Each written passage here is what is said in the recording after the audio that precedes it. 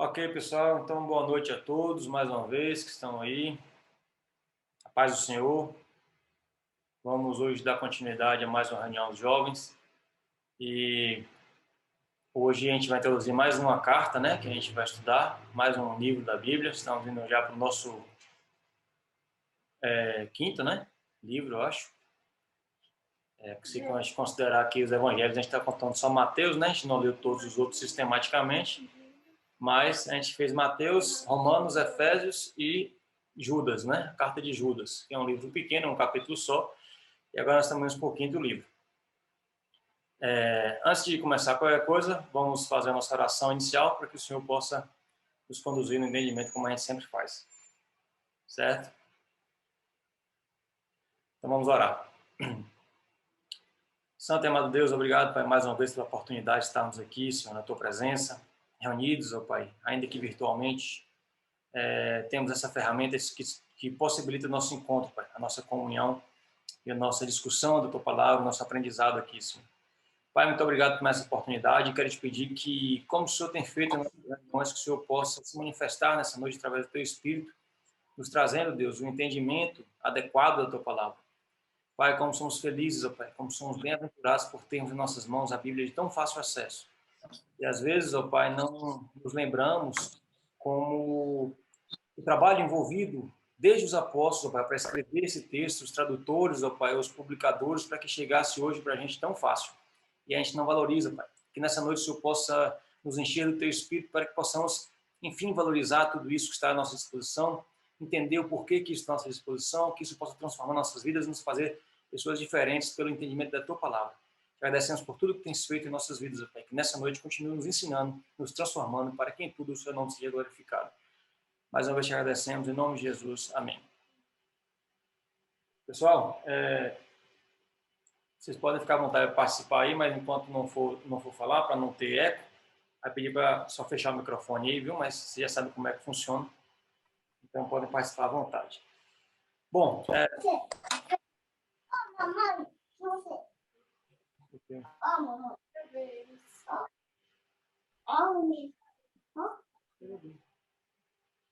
aparece.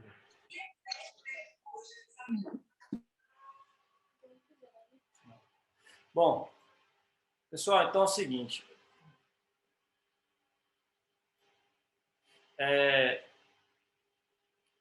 Essa carta é mais uma das cartas que Paulo escreveu aos destinatários, né? No caso aqui, aos filipenses. Uma carta é uma correspondência, né, enviada por alguém a alguma outra pessoa, que naquele momento ali da fé cristã, dessa época aí, o objetivo era que Paulo se fizesse presente sem poder estar presente. Ou seja, essa carta seria enviada para a igreja, seria lida na frente da igreja e também para outras pessoas, e seria como se fosse Paulo falando para aquelas pessoas de uma forma que ele não poderia fazer. Ele não poderia ir para lá, nós vamos ver daqui a pouco por quê, mas ele poderia enviar uma carta. Então, a carta era uma ferramenta bastante útil, né? Ainda é nos dias de hoje, né? Na verdade, hoje a gente não usa mais tanto carta, mas usa e-mail, usa WhatsApp, né, para se comunicar sem estar presente. Hoje em dia a gente tem a possibilidade de fazer, como estamos fazendo aqui, uma reunião virtual, quando estamos impossibilitados de estar presentes. E a carta é o meio que Paulo tinha naquela época para poder se comunicar com essas pessoas que ele precisava se comunicar. Essa carta ela foi escrita por Paulo, então, com destino aos cristãos que moravam na cidade de Filipos. A cidade de Filipos era uma província na região da Macedônia, que hoje está na região da Grécia, onde existia uma igreja que foi provavelmente a primeira igreja fundada por Paulo na região da Europa, né? Ou seja, a igreja que não fazia parte da população judaica, né? Era do Império Grego, mas eles não eram judeus, era uma igreja que tinha provavelmente judeus e gentios, mas, assim como nós vimos na Carta aos Efésios, uma igreja destinada a pessoas que não necessariamente são só judeus. E Paulo fundou essa igreja uma das suas viagens missionárias, na sua segunda viagem missionária, como consta no livro de Atos, capítulo 16. Né? Se quiser dar uma olhadinha depois, a narrativa sobre como que se fundou essa igreja de Filipos. E aí, nesse momento da história, Paulo não poderia visitar Filipos, porque nós vamos ver daqui a pouco, no verso 7, ele já fala que ele escreveu essa carta enquanto estava preso na cidade de Roma. né? E, portanto, ele não poderia ir a Filipos. E ele enviou essa carta para Filipos porque, com o objetivo de tratar alguns assuntos importantes que ele ficou sabendo que estavam acontecendo na igreja, e também com o objetivo de agradecer aos filipenses por uma oferta que eles haviam enviado para Paulo, né? E nesse sentido de exortar os filipenses a uma fé em unidade, né? Sempre Paulo vai falar sobre isso, e encorajar os filipenses a persistir na defesa do evangelho, como nós já vamos ver claramente aqui desde o capítulo 1, que Paulo chega a falar isso. Lembrando que essa prisão é a mesma prisão onde Paulo escreveu a carta que a gente estudou até semana passada, que é a carta aos Efésios, né? Além também da carta aos Colossenses e da carta que ele escreveu destinada a Filemon. Essas 4 cartas foram escritas por Paulo nessa segunda prisão em Roma, embora haja algumas divergências aí em pensamentos teológicos de que se de fato foi na prisão, na primeira prisão de Paulo em Roma. Eu acho que falei segunda, mas na primeira prisão de Paulo em Roma, a viagem missionária, que foi a segunda, né, que ele fundou a igreja de Filipos, mas muito provavelmente isso aconteceu de fato nessa primeira prisão de Paulo em Roma, e se isso foi assim, era na casa que ele tinha alugado lá, né, para a prisão domiciliar, e provavelmente aconteceu a algum momento entre os anos 60 e 62 depois de Cristo, no momento que essa carta foi escrita. Ok? Eu já falei para vocês o motivo, né, pelo qual Paulo escreveu essa carta, que é, além de agradecer aos filipenses por uma oferta que eles enviaram a Paulo, também convocar os filipenses a viver em união de fé e preparar, encorajar os filipenses a viver alegres, independente de qual é a situação que eles possam enfrentar. Então, esse é o panorama geral. Antes de falar sobre o texto, eu ia falar uma coisa que eu acabei esquecendo.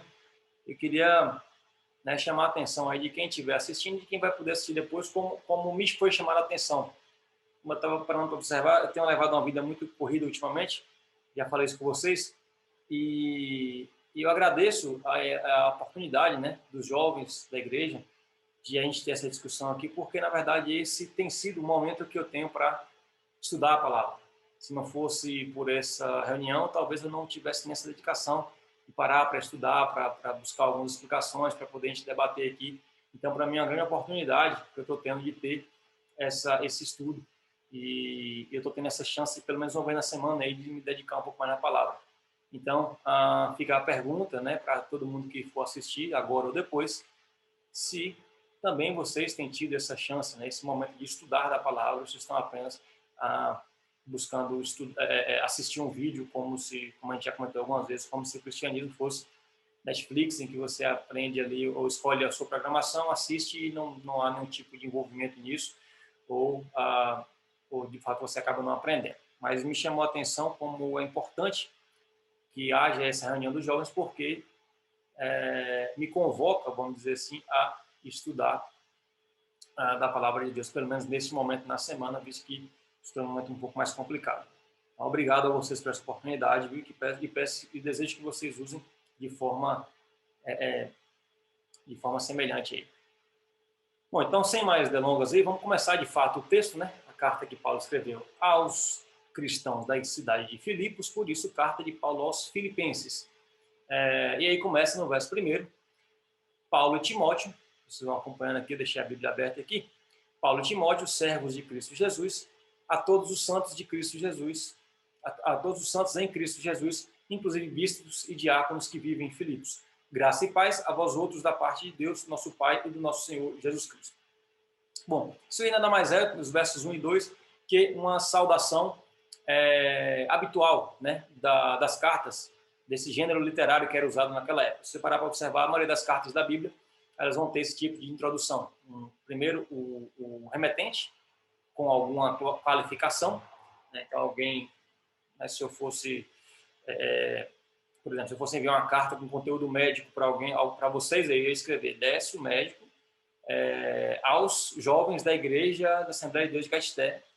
Né? Então, é isso que Paulo faz aqui. Ele se identifica, ele se coloca um adjetivo que possa o qualificar, assim, né, dizer ainda mais quem ele é, e bota o destinatário, que aqui no caso todos os santos em Cristo Jesus, inclusive bispos e diáconos que vivem em Filipos. E aí finaliza essa introdução com a saudação, que geralmente, na grande parte das vezes, seria a palavra graça, né? E Paulo acrescenta também paz, graça e paz a vós outros da parte de Deus, nosso Pai e do Senhor Jesus Cristo. Se olhar as outras cartas de Paulo, tem cabeçalho semelhante. Se olhar as cartas de Pedro, tem cabeçalho semelhante. em geral, essa era a forma. Inclusive, tem uma mini carta enviada que mostra lá de um soldado romano ao imperador no livro de Atos, que também segue a mesma, o mesmo desenho literário, vamos dizer assim, dessa introdução.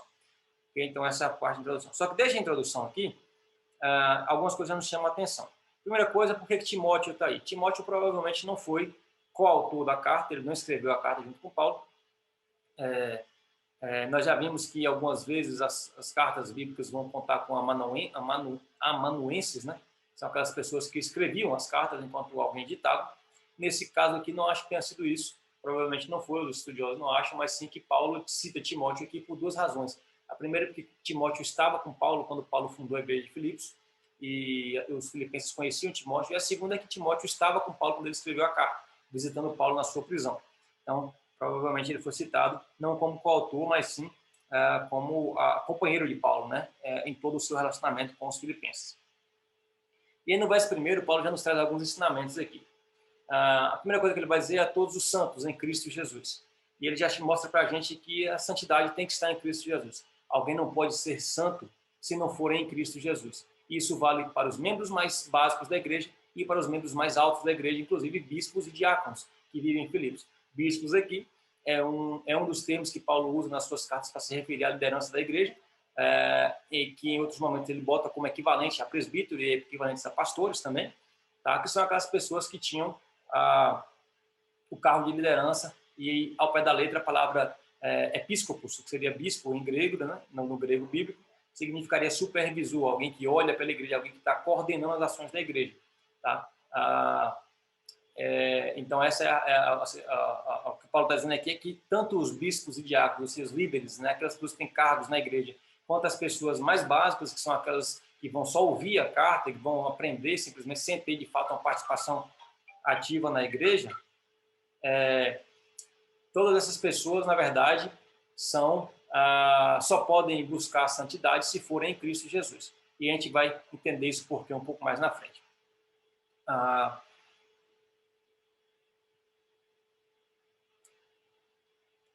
Tem um outro detalhe que é importante falar aí, mas eu vou deixar para falar um pouco depois, que é acerca da palavra santos em Cristo Jesus. Mas eu vou deixar para voltar nisso um pouco mais para frente. Então, continuando. Ele sauda, né? Graça e paz a vós outros da parte de Deus, nosso Pai, do Senhor Jesus Cristo. Não tem muito o que comentar aqui. Verso 3, ele continua. Ele vai falar sobre a oração, né? A oração que ele faz a Deus para os filipenses aqui. E ele vai dizer: dou graças ao meu Deus por tudo que recordo de vós, fazendo sempre com alegria súplicas por todos vós, em todas as minhas orações. Veja, Paulo vai dizer assim, olha, pessoal de Filipenses, fazer uma introdução da carta, olha, eu agradeço muito a Deus quando eu me lembro de vocês, porque quando eu lembro de vocês, eu lembro de coisas boas que eu passei com vocês aí. E todas as vezes que eu recordo de vocês, eu faço sempre súplicas por todos vós. Só que o detalhe que Paulo bota aí entre vírgulas ele destaca que com alegria. Os motivos das orações de Paulo pelos filipenses é a alegria que ele tem ao lembrar dos filipenses, é gratidão pela vida dos filipenses. Em todas as orações que ele faz para os filipenses, a lembrança dele leva ele a ter gratidão e alegria nessa oração. E aí quando eu li isso aqui, eu fiquei pensando aqui, será quando meus pais oram por mim, quando o pastor ora por mim, ou sei lá, qualquer pessoa ora por mim, minha esposa ora por mim, eu fico pensando se o motivo da oração, ou se o teor da oração tem sido um teor de alegria. Ou será que as pessoas têm orado por mim com apreensão, com preocupação, com aflição acerca da minha vida, acerca do meu comportamento, acerca de quem eu sou? E aí fica, como eu pensei, gostaria que cada um dos jovens que for ver esse vídeo depois pensasse também como será que está o coração das pessoas que têm orado por você, com as razões pelas quais eles oram por você, em relação ao seu comportamento. Veja que Paulo cita aqui o comportamento, ele vai citar daqui a pouco, na verdade, o comportamento, né, o procedimento dos filipenses como motivo de alegria, né, da sua oração. E isso me chamou a atenção de como será que as pessoas oram, aqueles que oram por mim, como será que está o coração deles a orarem de acordo com o meu procedimento. Eu acho que vale a pena cada um de nós, cristãos, né, os jovens, aí, refletirem. Seus pais certamente oram por vocês, jovens. E como será que está o coração deles? Será que eles estão tendo sempre alegria na oração de vocês, na gratidão a Deus pela vida de vocês? Será que o coração deles está sempre indo para alegria? Ou será que muitas vezes, ou mais vezes, na verdade, o que está acontecendo é uma aflição ou algum tipo de preocupação ou falta de paz no coração pela vida de cada um de vocês. Se alguém quiser comentar aí, fica à vontade. Eu estou abrindo o microfone aí. Minha mãe entrou, né? Certo. E aí, no verso 5, então, Paulo vai explicar por que ele ora com alegria. E ele vai dizer assim, ele vai dizer, né? Fazendo sempre com alegria, súplicas por todos vós, em todas as minhas orações, pela vossa cooperação no Evangelho, desde o primeiro dia até agora. Ou seja, a razão pela qual Paulo se lembra deles e ora com alegria, porque Paulo se lembra como eles são empenhados no Evangelho. Paulo está se lembrando aqui do momento em que ele criou, que ele fundou junto com eles a igreja lá em Filipos, e como essas pessoas, desde o primeiro dia até agora, são empenhadas na defesa do Evangelho, na edificação da fé cristã, no crescimento da igreja, na glorificação do nome de Deus, e isso, evidentemente, é um motivo de alegria para Paulo. E mais na frente, nessa carta, Paulo vai dizer, né, ainda nesse capítulo, que para ele o viver é Cristo e o morrer é lucro. E mais na frente, ainda nessa carta, ele vai dizer que nós devemos o tempo inteiro pensar em tudo aquilo que vem do alto, tudo aquilo que vem do céu, tudo aquilo que for bom, tudo aquilo que for edificante, nisto pensar, ele vai dizer ainda nessa carta. Então, se a gente lê a carta como contexto todo e a forma como Paulo se relaciona com Cristo, depois de tudo que ele viveu, fica fácil entender por que Paulo diz que a alegria dele é a perseverança da fé dos filipenses, é a cooperação deles no Evangelho, é a dedicação deles na fé cristã. E isso é a razão, porque esta é a razão de viver de Paulo. A vida para ele é Cristo. E o que traz alegria para ele é aquilo que edifica a igreja no fundamento de Cristo, aquilo que engrandece Cristo como Salvador da igreja e aquilo que exalta o nome de Deus. Por isso que ele diz que, lembrando dos filipenses, ele ora sempre com alegria, porque é essa lembrança que ele vai ter, né? E fica fácil, como eu falei, entender porque que o grande motivo da alegria de Paulo é a firmeza da fé que os filipenses têm. No verso 6, ele vai explicar, então, ele vai ser bem claro e objetivo de por que, né, que esses filipenses se mantiveram na fé. Ao mesmo tempo que ele faz os filipenses também ficarem felizes por saber que a fé dos filipenses está agradando a Paulo, ele vai dizer assim, mas eu estou, verso 6, estou plenamente certo. Paulo não tem alguma dúvida, Paulo não está achando que seja isso. Paulo está plenamente certo de que aquele que começou a boa obra em vós há de completá-la até o dia de Cristo Jesus. Ou seja, ele vai dizer assim, eu tenho certeza absoluta. Veja que antes ele falou assim, pela cooperação de vocês no Evangelho, desde o primeiro dia até agora. Desde o primeiro dia, se relaciona com o que Paulo diz no verso seguinte, com aquele que começou a boa obra em vós. E a razão pela qual os filipenses dedicaram-se ao Evangelho e participaram efetivamente na defesa do Evangelho, é simplesmente a razão de que Deus fez isso por eles. Deus os chamou para isso. Paulo está plenamente certo, está absolutamente convicto de que os filipenses assim se comportam porque Deus começou a boa obra neles. Não coube aos filipenses e nem poderia caber a qualquer um de nós escolher seguir a Deus no sentido de que escolher a santidade, porque o próprio Paulo escreve aos Romanos, no capítulo 3, citando os Salmos do Velho Testamento, e que ninguém busca a Deus, ninguém sequer, não existe um justo sequer, não há ninguém que deseje satisfazer a Deus, a não ser que Deus comece em nós a boa obra. E Paulo está mostrando como nós somos privilegiados porque estamos aqui hoje para estudar a palavra de Deus, porque um dia ele começou a boa obra em nós. E assim como ele está plenamente certo de que Deus começou a boa obra em nós, e é esta a razão pela qual nós estamos aqui, querendo aprender da palavra, queremos lutar pela defesa do Evangelho, esse mesmo Deus que começou, certamente e plenamente certo, Paulo está, de que ele também completará.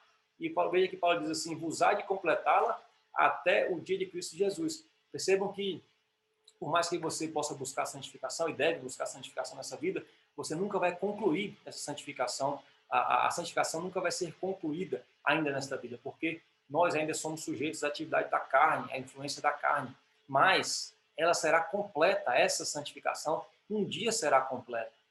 Só que isso só acontecerá no dia de Cristo Jesus. Até lá, viveremos a jornada cristã, que não é uma jornada sem problemas, que não é uma jornada sem dificuldade. E, a propósito, é necessário que passemos por dificuldades, porque é exatamente assim que nós vamos ter a nossa fé edificada. É exatamente assim, como o próprio Paulo vai dizer em outra carta, que nós teremos o nosso caráter aprovado, formaremos o nosso caráter aprovado, porque a nossa vida cristã nesta terra, debaixo desse sol, usando aí os termos de Salomão, é uma vida cristã que passa por processos de aperfeiçoamento. né? Esta é a razão pela qual nós enfrentamos alguns problemas, e Paulo aqui já começa a introduzir o assunto desse primeiro capítulo da carta, que é: sejam felizes nas tribulações que vocês estão passando, porque Deus tem o controle de todas essas coisas. Deus sabe por que tudo isso está acontecendo. E aí a gente já começa a entender para a nossa vida. O problema que eu e você passamos faz parte do plano de Deus, para que a gente possa ser edificado, para que a gente possa ter, como diz o apóstolo Pedro, uma fé mais valiosa do que o ouro, mesmo que refinado. E como diz o apóstolo Paulo, que a gente possa ter um caráter aprovado. Isso faz parte da vida cristã, porque Deus, que começou a obra em nós, está dia após dia caminhando para aquele dia em que ele completará a obra no dia de Cristo Jesus. Então, o seu aperfeiçoamento, a sua santificação, o nosso aprendizado, a nossa melhoria somente se encerrará naquele dia, quando Cristo voltará para buscar a sua igreja. E deixa eu ver se eu botei mais alguma coisa aqui. Sim. E aí, por que eu falei que ia falar do começo lá depois? Deixa eu voltar lá. Então, no começo lá, vai dizer assim: a quem Paulo escreve essa carta? A quem Paulo escreve essa carta? A todos os santos em Cristo. A palavra santos aqui não significa perfeito, porque Paulo acaba de dizer no verso 6, que nós vamos ver, que nós estamos sendo aperfeiçoados progressivamente. A palavra santos aqui, do original grego, significa separados. E aqui mostra como nós, esse texto aqui, né, em conjunto, o verso 1 com o verso 6, nos mostra como nós fomos, por ação de Deus, por escolha de Deus, e porque Ele começou a boa obra, Ele resolveu nos separar do mundo para servir a Ele. E foi Ele que começou essa obra, não foi eu, não foi você. Não fui eu, não foi você. Nós fomos separados. Ele começou essa obra, e somente por este motivo, somente pela razão de que Ele começou essa boa obra, é que nós podemos persistir na fé, assim como Paulo fala aqui dos Filipenses. Esta é a razão pela qual nós estamos aqui. Não é porque nós somos bons, não é porque nós somos melhores do que aqueles que não estão buscando a palavra, mas porque Deus nos trouxe para cá. Ele regenerou o nosso coração, Ele, aí voltando ao que nós estudamos na carta passada, dos Efésios, Ele nos deu vida quando estávamos mortos em nossos delitos e pecados. Foi Ele que começou a boa obra. E isto não é razão para você entender que você não precisa participar da santificação. Ao contrário, é entender que se Ele começou a boa obra, Ele também está fazendo a boa obra em você. E isso é a razão de você. Aí, veja como a Bíblia é coerente, como Paulo é coerente com seus argumentos, como ele falou lá que é o Espírito Santo que habita em nós, que é esse que está nos edificando dia após dia. Ele é a garantia da nossa herança. Por que garantia? Porque não depende de você, não depende da sua força, depende de que Deus começou em você essa boa obra e que, com certeza absoluta, Paulo diz, Ele irá completar em você até o dia de Cristo Jesus. Então, essa é a razão de ele citar santos. Santos não são perfeitos, mas são pecadores lutando contra o pecado, se aperfeiçoando dia após dia, buscando ser perfeitos dia após dia em Cristo. Eu voltei aqui o texto, deixa eu voltar lá. Santos em Cristo, como eu falei no começo. Somente através de Cristo, Deus nos pega pecadores, inimigos dele, e nos reconcilia em Cristo para sermos, enfim, separados para viver uma fé cristã. Porque ele começou essa obra por vontade dele, por ação dele, através do Filho e do Espírito. Amém? Então, continuando aí, nós temos 7 minutos ainda aqui, dá para continuar, daqui a pouquinho eu vou encerrar e vou abrir outro link, como eu expliquei lá para vocês, tá? Porque a reunião é limitada em 40 minutos. Verso 7. Aí Paulo vai dizer, aliás, isso é um termo de explicação. A propósito, pessoal, é justo que eu assim pense de vós, é justo que eu assim pense de todos vós, porque vos trago no coração, seja nas minhas algemas, seja na defesa da confirmação, na defesa e confirmação do Evangelho, pois todos sois participantes da graça comigo. O que Paulo está dizendo aqui? Assim, olha, aliás, eu de fato penso isso de vocês, eu tenho que pensar mesmo isso de vocês. É justo que eu assim pense de vocês, porque eu trago vocês em tudo que eu faço, eu trago vocês no meu coração. Aí ele vai dizer em parte aqui, né? Pelo amor que eu tenho por vocês, por trazer vocês no coração, é que eu estou preso. Ele vai, como eu falei, né, no verso 7, ele já disse que escreve essa carta quando está preso. Aliás, é justo que eu assim pense todos vós, porque vos trago no meu coração, seja nas minhas algemas, porque Paulo estava aqui algemado a um soldado romano na sua prisão domiciliar, ele estava preso, e aí nós vamos lembrar lá da carta aos Efésios por que Paulo estava preso, para entender o que ele fala depois. Seja nas minhas algemas. Por que Paulo fala que traz os filipenses no coração nas algemas dele? Porque ele está preso justamente pela defesa da fé cristã, incluindo os gentios e não somente os judeus. Esta é a razão pela qual Paulo foi preso. e ele continua preso por amor aos filipenses. Ele não deixou de fazer isso por amor aos filipenses. E ele só faz isso porque ele tem certeza que ele está sendo usado na obra que Deus começou nos filipenses e vai concluir. E é claro que isso vale também para nós. A propósito, isso foi incluído na Bíblia para nosso benefício. A gente vai ver isso daqui a pouco também, para que a gente aprenda. Então, Paulo vai dizer assim, ó, é claro que eu tenho que pensar de vocês que Cristo começou, que Deus começou através de Cristo e Deus vai concluir no dia de Cristo, e é por isso que eu trago vocês no meu coração nas minhas prisões. É por isso que eu estou feliz em estar preso por vocês. E não trago vocês no meu coração, não só nas minhas algemas. Então ele vai dizer aqui, seja nas minhas algemas, seja na defesa e confirmação do Evangelho. Eu estou preso por causa do Evangelho, do mistério que eu falei lá em Efésios capítulo 3. Essa mesma coisa que Paulo está falando aqui, eu estou preso porque eu revelei um Evangelho previamente oculto, de que um mistério previamente oculto, de que o Evangelho inclui os gentios. Estou preso por isso, seguirei preso por isso, por amor a vocês. Não trago vocês na minha algema e trago vocês também no fato de continuar pregando o Evangelho e continuar confirmando o Evangelho. Por quê, Paulo? Ele vai dizer no final do verso, eu confirmo o Evangelho, eu defendo o Evangelho, eu continuo preso, trazendo vocês no coração, porque eu sei que todos sois participantes da graça comigo. Por isso que eu oro, é por isso que eu estou feliz de estar preso, porque vocês fazem parte da mesma graça que me alcançou, vocês gentios, assim como nós judeus, todos fazem parte da mesma graça, são salvos pela mesma graça. Eu sei que Deus começou essa obra em vocês e eu tenho a alegria de estar sendo usado por Ele. Lá no final do verso ele vai dizer isso, no final do capítulo ele vai dizer isso. Tenho a alegria de estar sendo usado por Ele e por isso persisto, mesmo preso, em defender essas coisas, porque trago vocês no meu coração, tendo plena convicção de que foi Deus que fez isso por vocês. Veja que lição Paulo nos traz aqui, de fé, de enfrentar tribulações por amor ao próximo, por amor àqueles a quem ele sabe que Deus está usando ele para abençoar essas pessoas com essa carta, com os ensinamentos, com a implantação da igreja e etc. Né? Então, assim, Paulo nos mostra aqui que a razão disso é ele ter certeza que Deus começou a obra e Deus termina a obra e que eles são participantes. E aqui um detalhe, que quando eu estava lendo aqui, eu pensei, esse texto não pode ser usado, por exemplo, para dizer assim, ó, pois todos sois participantes da graça comigo. Essa é a grande questão de a gente não ler um texto fora de contexto, a gente não ler versículos isolados. Se eu ler isso daqui, ó, todos sois participantes da graça comigo, eu posso entender que todas as pessoas do mundo são alvo dessa graça, que todas as pessoas do mundo são salvas e que ninguém vai para o inferno, como alguns defendem, como as doutrinas dos universalistas.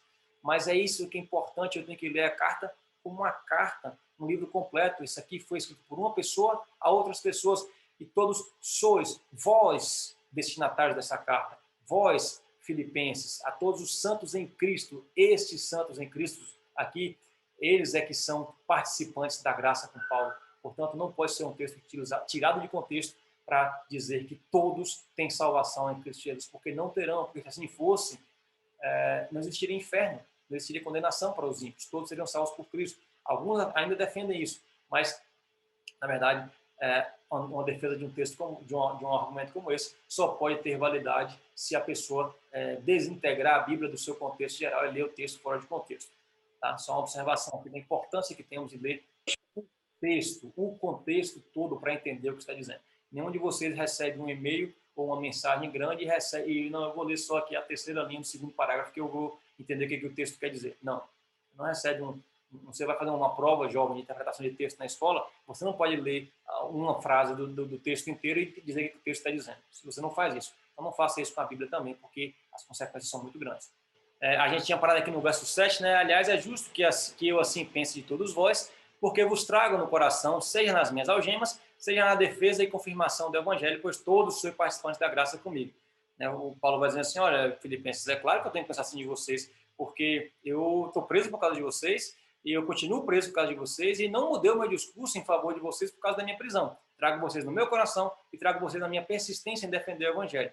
Porque eu sei que vocês são participantes da mesma graça comigo, são alvos da mesma graça que eu fui, e são a mesma obra que Cristo começou, que Deus começou em mim através de Cristo, também começou em vocês e também completará em nós dois, no dia da sua volta, né, da volta de Cristo Jesus. E aí, no verso 8, Paulo vai reforçar, né, que ele vai dizer assim, Pois minha testemunha é Deus da saudade que tenho de todos vós, na terna misericórdia de Cristo Jesus. Em outras palavras, Paulo vai dizer assim, ó, eu não estou falando isso aqui da minha cabeça não, é verdade que eu estou falando. Deus é minha testemunha de como eu amo vocês, como eu tenho saudade de estar com vocês, por conta da misericórdia de Deus. Então, vamos pular esse verso aqui, não tem muito detalhe, mas no verso 9. Agora vem a segunda parte da oração de Paulo. Então, na primeira parte da oração, Paulo diz que agradece, né, a Deus por lembrar de quem os filipenses são, de como Deus começou a boa obra neles, de como Deus os empenhou na persistência do defesa do evangelho, da fé, de uma fé genuína. E Paulo agradece, né, a Deus por isso que ele fez. E a segunda parte, Paulo vai pedir que isso continue, simplesmente. Ele vai dizer no verso 9, e também faço esta oração, que o vosso amor aumente. Então, não só que continue, mas que também aumente mais e mais em pleno conhecimento de toda percepção. Então, além de orar com a gratidão, pelo que eles lembra que ele fala assim, lembra a Deus com alegria pelo que vocês foram desde o primeiro dia até agora. Então, além de orar com gratidão do que eles foram até agora, Paulo ora para que eles continuem assim e que aumentem nesse amor, né? Mas ele salienta aí que esse aumento do amor, aqui, ó, que o vosso amor aumente mais e mais em pleno conhecimento e toda percepção. Essa é a única forma, Paulo apresenta aqui, a única forma, no verso 10 vai ficar ainda mais claro, Paulo está dando uma receita, como é que o meu amor pode aumentar? E aqui não é só o meu amor a Deus, meu amor pelo Evangelho, é o meu amor pelo meu próximo, pelas boas obras que Cristo preparou, que Deus preparou para que andássemos nela, lembra de Efésios? Como é que eu faço para isso? Só pode ser possível pelo pleno conhecimento e toda a percepção. Conhecimento de quê? E percepção de quem? Vamos ver o verso seguinte. Ou seja, aumente mais e mais em pleno conhecimento e toda a percepção, para quê? Para aprovardes as coisas excelentes e serdes sinceros e indesculpáveis para o dia de Cristo. Aí, tá lendo isso aqui, às vezes a gente se pergunta assim, né?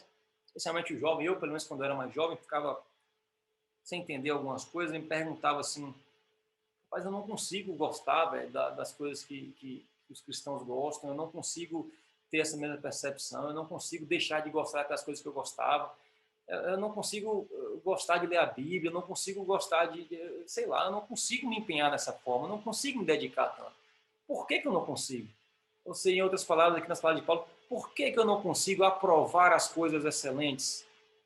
Por que eu não consigo fazer isso? Porque eu não cresci, eu não aumentei no pleno conhecimento, na percepção. Paulo está numa receita aí, vosso amor aumente mais e mais em pleno conhecimento. Ou seja, a fé cristã não se resume a você ir na igreja quarta, sexta e domingo, estar no culto lá, como diz o ditado, né, corpo presente, sem você entender, sem você aprender, e mais, e muito mais, sem você buscar conhecimento, sem você estudar em casa, sem você participar do culto mais importante da igreja, que é a Escola Bíblica Dominical, sem dúvida nenhuma, o culto mais importante de todos que a igreja tem. E é tão vazia a igreja, a Escola Bíblica Dominical, onde a gente pode debater, a gente pode tirar dúvidas. E aí, o que acontece? Por que eu não participava? Por que eu não conseguia deixar de gostar de coisas que eu gostava para aprovar as coisas que são excelentes? Porque eu não crescia no pleno conhecimento. Simples assim, Paulo está dizendo. Então ele vai dizer, é necessário que o amor aumente em conhecimento e para que a gente aprove as coisas excelentes. E ao aprovar as coisas excelentes, sermos sinceros e inculpáveis para o dia de Cristo. Lembra que Paulo fala lá em Romanos capítulo 2 que nós somos indesculpáveis. Mas quando você cresce em conhecimento e em amor, você se torna inculpável para o dia de Cristo. Você não tem mais culpa no dia de Cristo. E a gente vai ver por que no verso seguinte.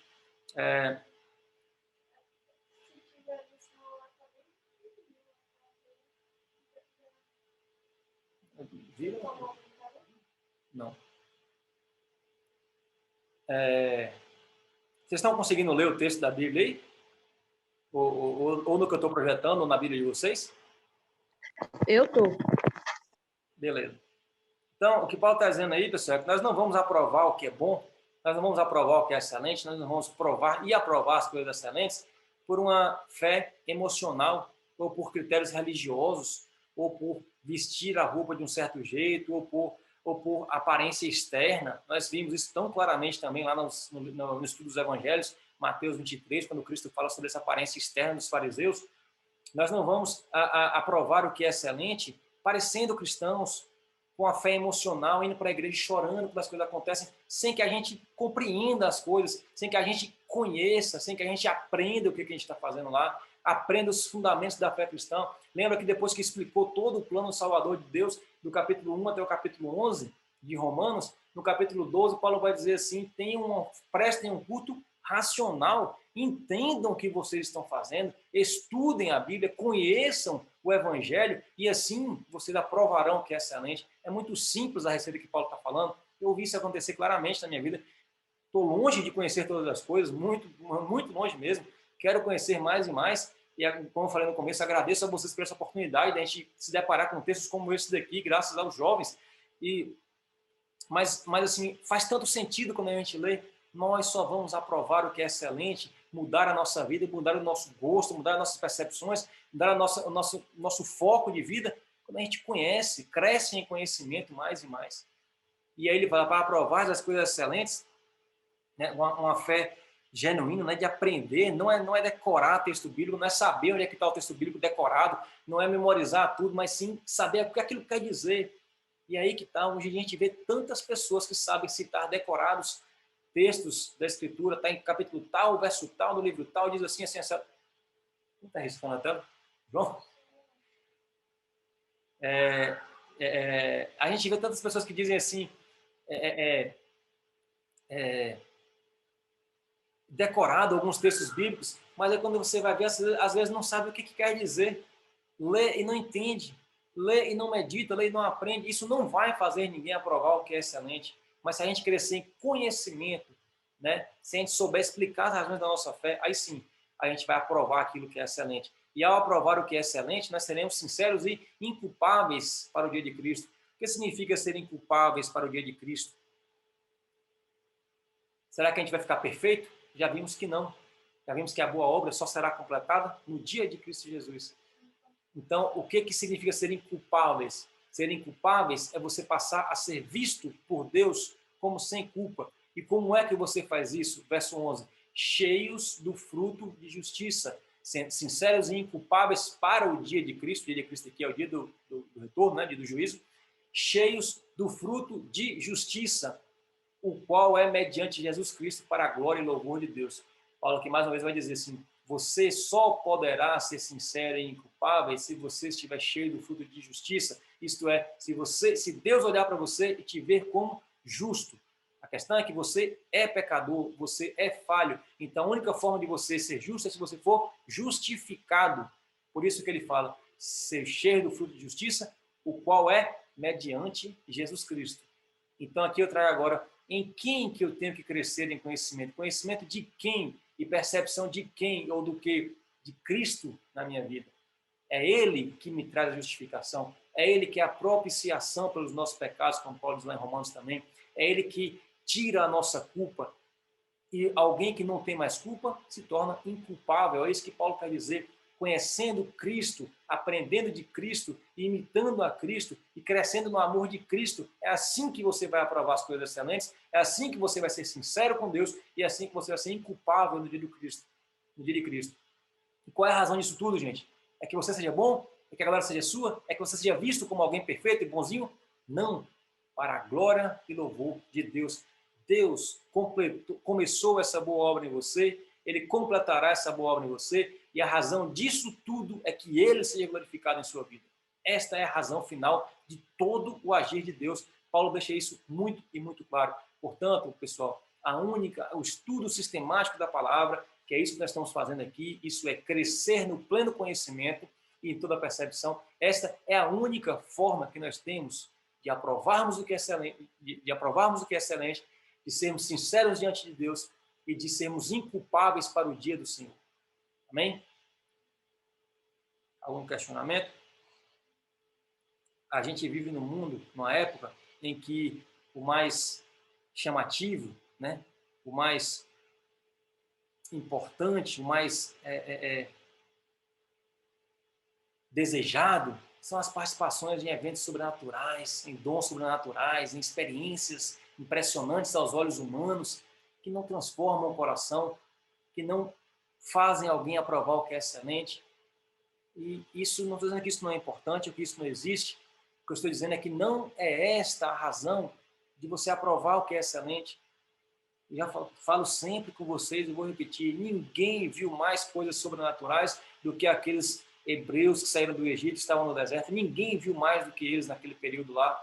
E seus corpos caíram no deserto porque não se converteram. Pedro andou sobre a água com Jesus. E depois disso, Jesus diz a ele assim, Pedro, quando você se converter, cuide da igreja. Quando você se converter, e Pedro só se converte de fato depois que Cristo volta, depois da crucificação, porque até o dia da cruz ele negou a Cristo. Então, meu irmão, não é experiência sobrenatural, não é visão que você vai ter, não é o que você vai acontecer, que impressiona os seus olhos, que vai transformar o seu coração. Não é isso. É crescer no amor, no conhecimento e na percepção de Jesus. Precisa entender a razão da fé cristã. A fé cristã ela não é emocional, a fé cristã ela não é algo sentimental. A fé cristã ela é algo racional e exige você compreender com a sua mente, com o seu entendimento, a razão de você servir a Deus. Por isso é importante uma reunião como essa de estudo sistemático da palavra. Continuando então, se ninguém quiser comentar, verso 12.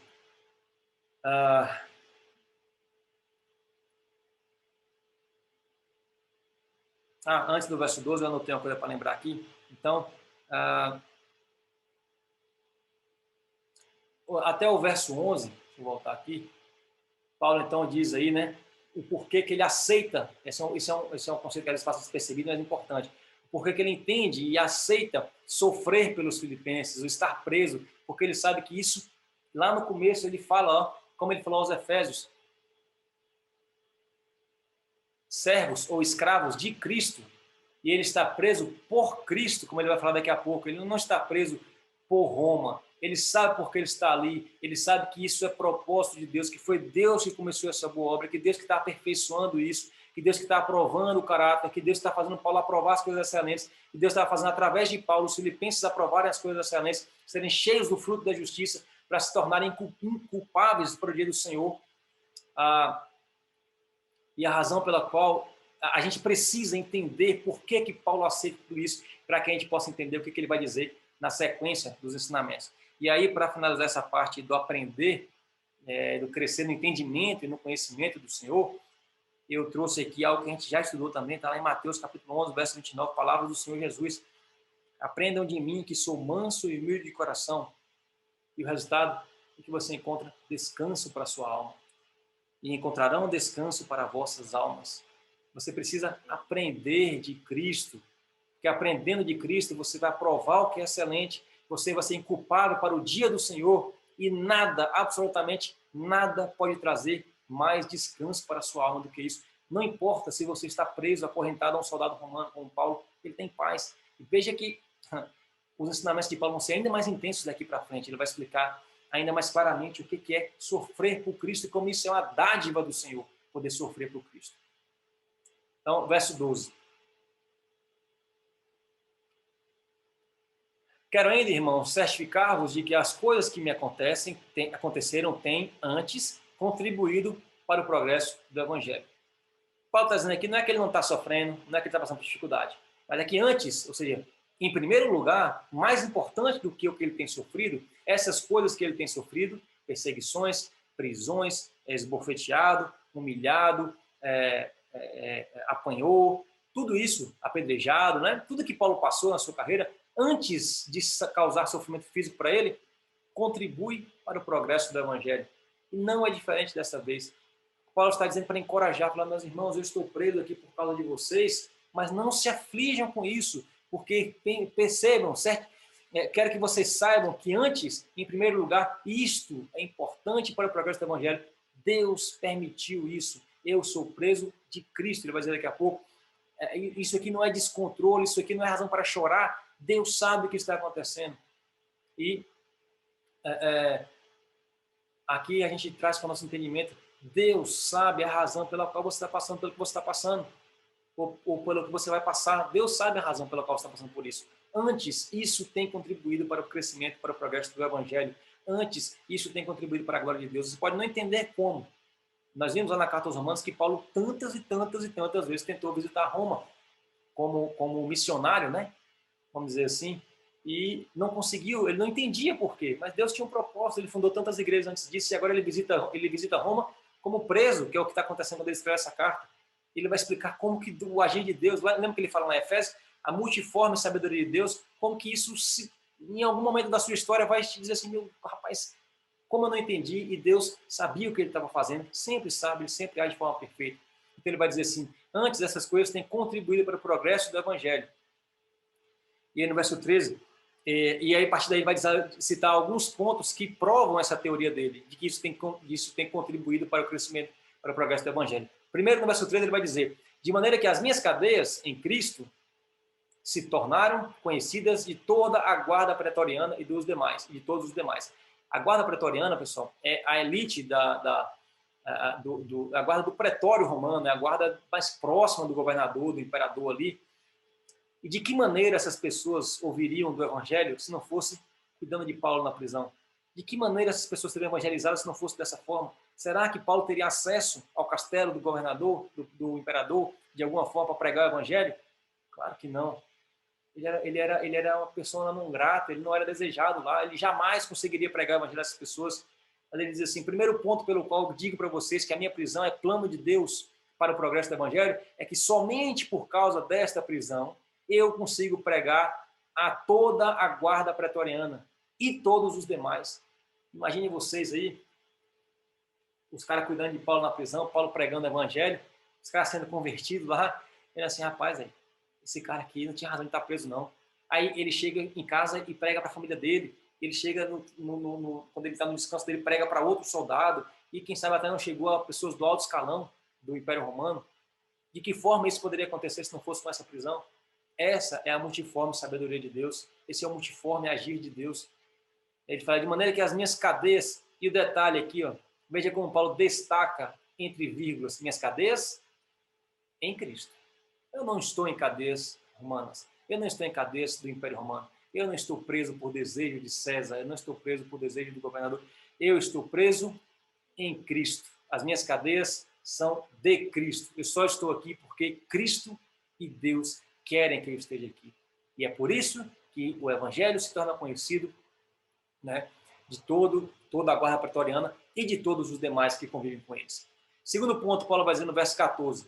E, né, além disso, a maioria dos irmãos, estimulados no Senhor por minhas algemas, ousam falar com mais desassombro a palavra de Deus. Ou seja, ele vai dizer assim, segunda coisa, pessoal, é que as pessoas que vinham pregando o evangelho aqui em Filipos, em outros lugares, aquelas que fizeram parte da implantação do evangelho, essas pessoas estavam pregando o evangelho, mas com medo dos inimigos algumas vezes. Agora, vendo o que eu estou enfrentando e sem desfalecer, crendo que isto é agir de Deus, essas pessoas pregam o evangelho com desassombro, sem estarem assombrados. Eles pregam sem medo. Eles não têm mais medo de enfrentar os inimigos. Eles entendem que esta é a razão de existir deles. Eles querem ganhar essas pessoas. Eles pregam com mais ousadia. Vejam, ousam falar com mais desassombro. Eles pregam com mais ousadia, sem temer os inimigos e as consequências que podem vir do Império Romano. Por quê? Porque Paulo passa a ser exemplo para eles. A fé de Paulo, a persistência de Paulo, o amor de Paulo ao seu próximo, a convicção de Paulo, que ele vai explicitar ainda mais na frente, passa a ser exemplo para essas pessoas. Então, eu citou dois pontos aí que explicam por que a prisão dele, antes de qualquer coisa, contribui para o progresso do evangelho. E eu aqui vou tomar a liberdade de citar uma terceira, que ele não cita aí, mas que é evidente na nossa história, que é o seguinte, somente por essa prisão, uma carta como essa chegou ao povo de Caetité. Somente por essa prisão essa carta foi escrita. Pode dizer assim, e além disso, tem um pessoal lá em Caetité que por conta de eu estar preso, essa carta que eu estou escrevendo vai chegar a eles. Esta prisão é plano de Deus para o progresso do evangelho.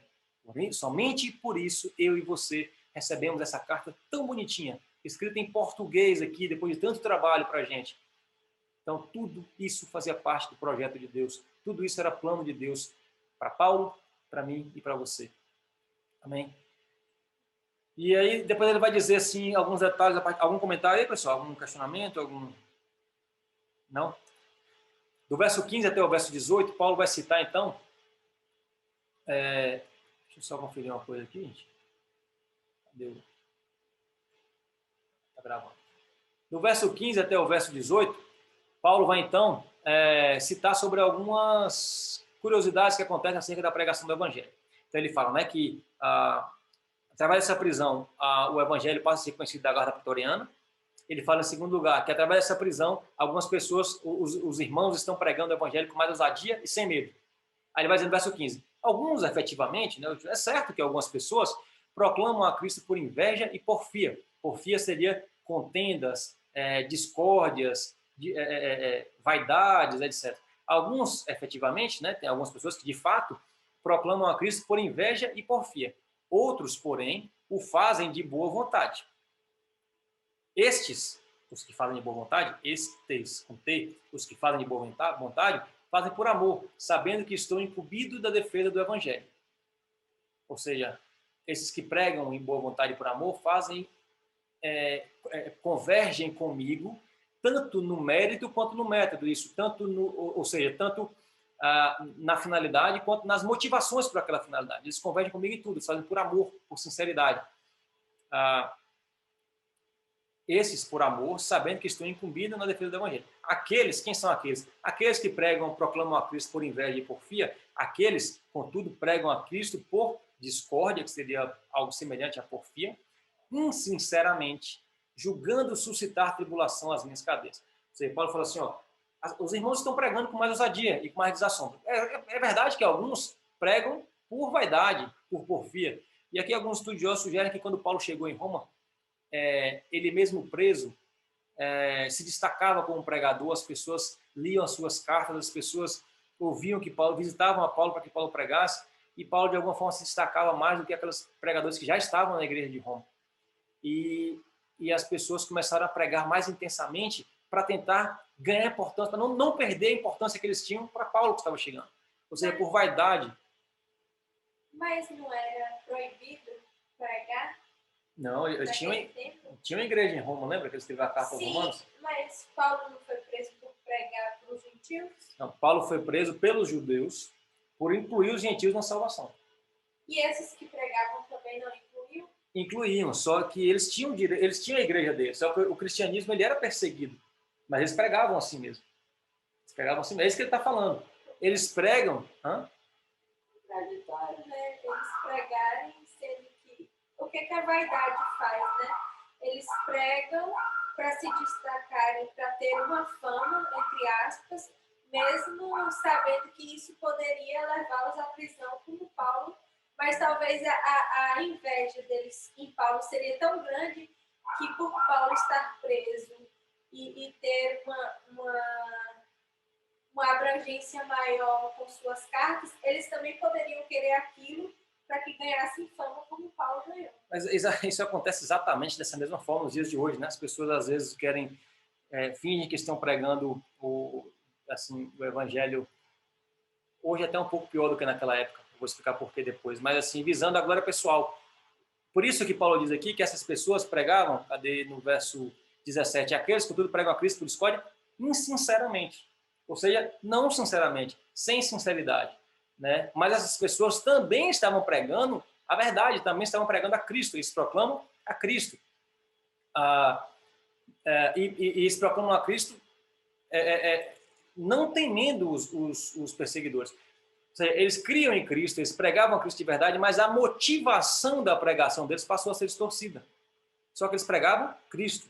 Eles pregavam, eles não pregavam, chegavam ali no culto, pregavam o evangelho genuíno, salvação através de Cristo Jesus, mas o objetivo deles era ser reconhecido por aquilo.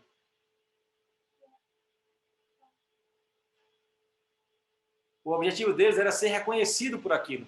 Era buscar reconhecimento pessoal. E aí Paulo diz assim, aí Paulo vai explicar, todavia, que importa? Uma vez que Cristo de qualquer modo está sendo pregado, quer por pretexto, quer por verdade, veja que um é pretexto, o outro é verdade. Eles não pregam por verdade de amor. Eles pregam a verdade, porém não por verdade, não por sinceridade. Não sei se estou me fazendo entender. Mas o que importa, se a pregação for no Cristo, for a pregação do evangelho verdadeiro, quer por pretexto, quer por verdade, também com isso me regozijo sim, e sempre me regozijarei. Veja Nesse caso, por mais que as pessoas hoje preguem por vaidade e estão pregando Cristo, o evangelho está sendo proclamado. É aí que eu queria chegar. Porque eu falei que hoje em dia a situação é um pouco pior do que antes. Porque, na verdade, o que nós temos visto em muitas igrejas de hoje, em que se busca a vaidade pessoal, a gente não vê Cristo pregado. A gente não vê Cristo no centro. A gente vê um evangelho distorcido. A gente vê um evangelho focado no homem, antropocêntrico. Um evangelho que mostra o homem como centro das ações. O homem como pecador que não precisa se corrigir, que não precisa se arrepender. Indiretamente é isso que se diz, que Deus deu a vitória, Deus faz isso, Deus faz aquilo, Deus faz tudo por você. Como o pastor gosta de dizer, é o evangelho da rosa sem os espinhos. Mas Paulo vai dizer que daqui a pouco, como para a gente é glorioso, padecer por Cristo. Ele disse lá aos Romanos, se sofrerem com Cristo, também serão glorificados com Cristo, lá em Romanos capítulo 8. Ele diz isso. Então, na verdade, é diferente dos dias de hoje. Que Paulo, é isso que eu ia dizer agora. Esse texto, ele não pode ser usado como pretexto para dizer assim, não, qualquer tipo de pregação é válida, porque o que importa é que está sendo pregado. Não é isso que o texto quer dizer. Neste exemplo que Paulo cita, Paulo está dizendo, essas pessoas efetivamente, veja lá, ó, no verso